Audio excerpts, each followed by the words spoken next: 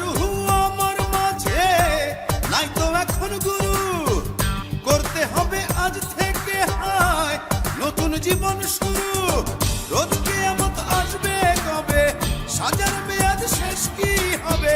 মুক্তির স্বাদ নিয়া, মুক্তির স্বাদ নিয়া ঘর বানাইলা কি দিয়া, গুরু ঘর বানাইলা কি দিয়া,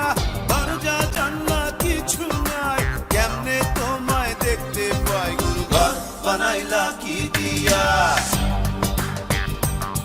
গুরু ঘর বানাইলা কি দিয়া, দরজা জানলা কিছু নাই, কেমনে তোমায় দেখতে পাই, গুরু ঘর বানাইলা কি দিয়া, গুরু ঘর বানাইলা কি দিয়া, গুরু ঘর